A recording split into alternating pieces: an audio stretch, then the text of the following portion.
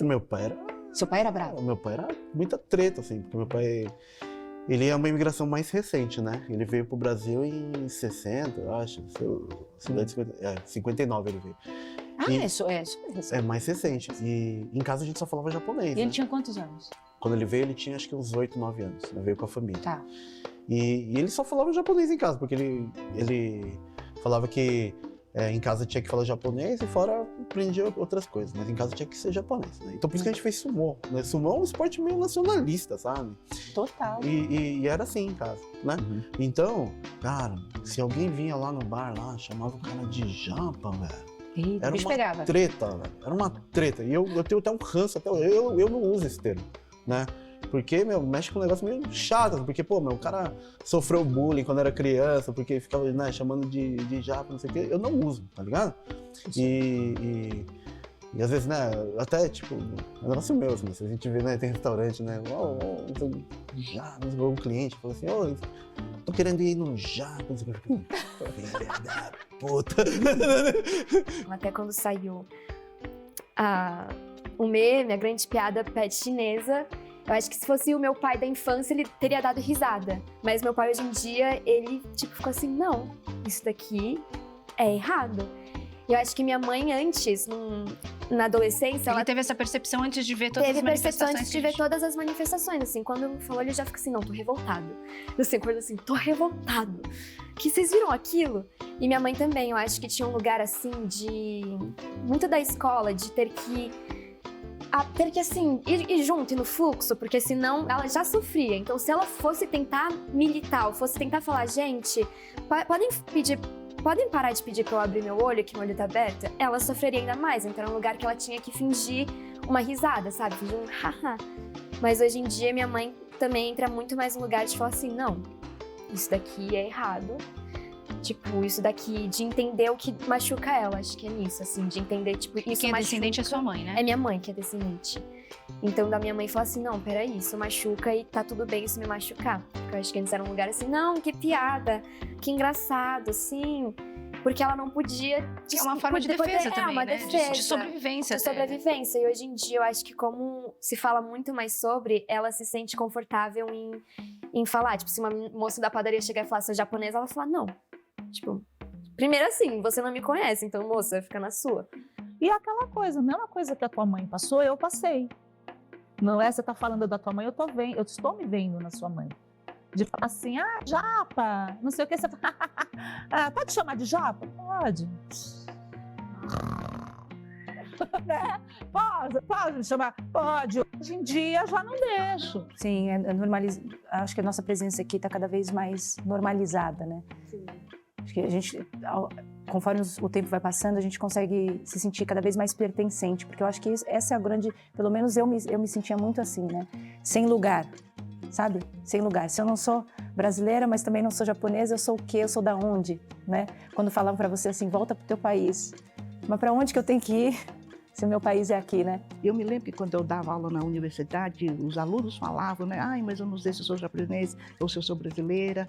Mesmo tinha outros asiáticos, se eu sou chinesa, se eu sou brasileira. E eu dizia, gente, nós somos descendentes dele, né? E eu tive sempre essa consciência, sabe? De descendente de japonesa, mas que mora no Brasil. Então eu vejo, aliás, com muita satisfação a globalização positiva. Quer dizer, está se tornando tudo acessível a todo mundo e, nesse sentido, os programas que eu faço no Instagram, eu acho que ajudam um pouco a conhecer o Japão, os valores japoneses, né? O que eles prezam, a tradição japonesa. Recebo muitas críticas. Mas isso aí não tem nada a ver, não sei o quê. Recebo, mas tudo bem, eu passo por cima. Então, mostrar a realidade, a essência, digamos assim, do que é Coreia, do que é China, do que é Japão, traz benefícios não só para a cultura brasileira ter esse conhecimento, mas também para os próprios asiáticos, né? Terem confiança naquilo que eles são. E isso, para mim, é muito importante. Eu acho que o que eu pego principalmente é que, assim, eu aprendi a me culpar menos. Porque eu acho que antes eu me culpava por muitas coisas que eu não percebia que tinha a ver com o fato de eu ser descendente de asiático, assim.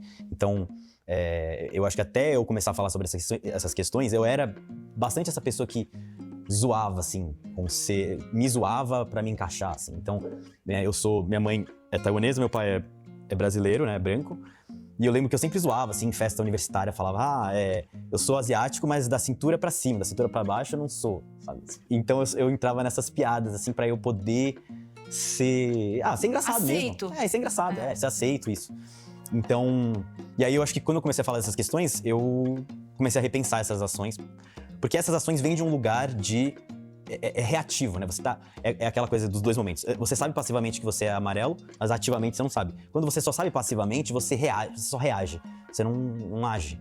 Então eu só reagia, e eu acho que boa parte dos, né, a gente tá falando sobre masculinidades, boa parte dos homens amarelos, assim, eles só reagem, só tipo, é isso, assim. E quando você para pra pensar sobre essas questões, você realmente começa a ter ferramentas pra você, de fato, pensar na sua vida e pensar, sabe, eu acho que realmente começar, de fato, a construir mesmo uma autoestima. Começa a poder pensar, isso aqui aconteceu por causa disso, tá? E aí? Pra mim, eu sou descendente de espanhóis, né? Eu estudei numa escola espanhola também, era tipo tudo branco. E aí a diferença, assim, na minha série, tinha eu, de nipodescendente, e a Dani.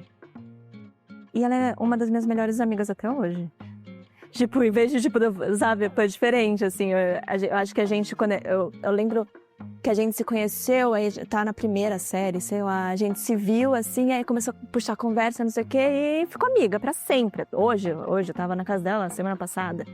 E acho que tipo, foi uma coisa de identificação, sabe? Da gente tá num lugar que não tem ninguém, sabe? Tipo, e a gente, talvez, bem consciente, né? De proteção mesmo. A gente se juntou.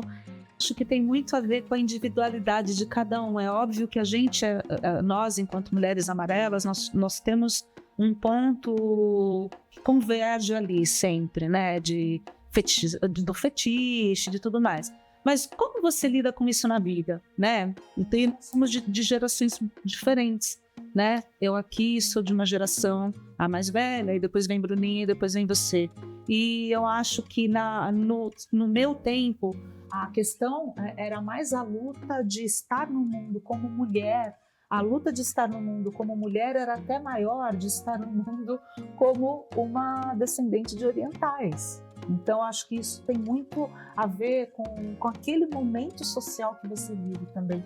Eu não pude... Eu ficava triste quando alguém falava assim, pena que você é japonesa, você é tão legal, sabe? Qualquer coisa assim, já, né? Claro que aquilo me afetava, porém eu estava mais preocupada em me colocar no mundo como pessoa, como mulher.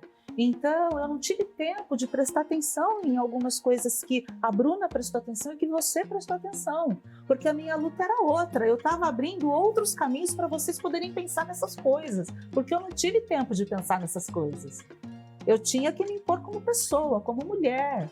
Você entendeu? Que eu poderia fazer qualquer coisa antes de qualquer coisa. Eu poderia, sim, ser uma pessoa sem um casamento, sem ter filho, ter uma prioridade de carreira, sabe? Votar, né, com tranquilidade, sem um homem a tiracolo falando para quem você vai votar, se posicionar politicamente. Eu nasci eu sou filha da repressão. Eu nasci em 68. Então, as minhas prioridades enquanto pessoa no mundo eram muito maiores do que o meu indivíduo. Então, eu acho que eu não passei muito por esse processo, que vocês tiveram a oportunidade de passar, que vocês já nasceram num país livre. Muitas questões, né? Por exemplo, ninguém ia na terapia porque era coisa de louco. Imagina, eu tô bem, né? Sou resolvido, né? Não sou doente, né? E quando as coisas estão muito enraigadas, as pessoas não questionam, porque as coisas, eles acham que as coisas são...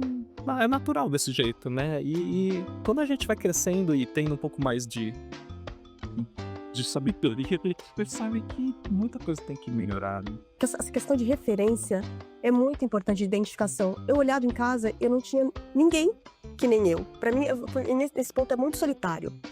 Porque minha mãe, meu pai, minha família era sempre os brancos. E eu era diferente. Isso pra mim é muito difícil. E se você vê, tipo, mesmo as bonecas, coisas, eu nunca tinha. Eu nunca tava presente em canto nenhum. E eu sou nem revista na nossa época, que tinha aquelas revistas de adolescente. Era vida, capricho. Não sei o quê. E aquela maquiagem que você fazia, nunca ficava bem na gente, né? Não tinha maquiagem pra gente, não tinha nada. Na escola, ela sofreu muito bullying, de ser chamada de feia só porque ela é japonesa, enfim, um monte de coisa, né? E eu tenho um contato muito próximo com a minha Bachan, o meu Dichan já é morto. E eu também acho que isso não tem muito a ver, mas eu não sei porque eu tô falando isso, mas é uma coisa bonita que ela tem Alzheimer hoje em dia, mas quando ela dorme, ela sonha, ela fala em japonês. Então eu não sei, eu acho que tô falando isso porque é nesse lugar de... Mas no dia a dia ela não fala. Não fala, ela fala em português e fala pouco, porque ela tem Alzheimer, então ela, tipo, hoje em dia fica assim, sem falar nada. E um dia eu tava na casa dela, ela tava dormindo assim, ela começou a, sabe, meio de sonambulismo, falar em japonês.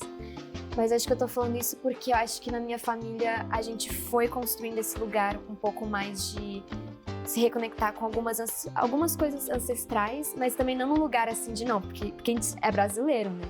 Minha mãe é brasileira. Então também a gente tem essa diferenciação de não deixar também com que os estereótipos que as pessoas tentam impor, que a gente fala assim, não, então vamos assumir esse estereótipo. Mas de saber ter esse equilíbrio entre, não, isso daqui é uma questão familiar que veio, e, não, peraí, eu também não... Mas eu não sou japonesa, eu sou brasileira. E o meu pai também, ele começou a ficar muito mais... Quase, não ativista, mas ficar muito mais... Tipo, até vendo seu conteúdo, sabe? Assim, de ficar mais antenado e ficar assim... Eu acho que ainda mais por eu estar entrando nesse meio, assim, audiovisual, que seja, ele começou a ficar muito mais a ver como isso me pegava, eu pegava a minha mãe. E então, de entrar nesse lugar assim, pera, vamos entender. Olá, eu sou a Bruna Iso e se você curtiu esse conteúdo, vá até o canal, se inscreva e assista aos episódios completos.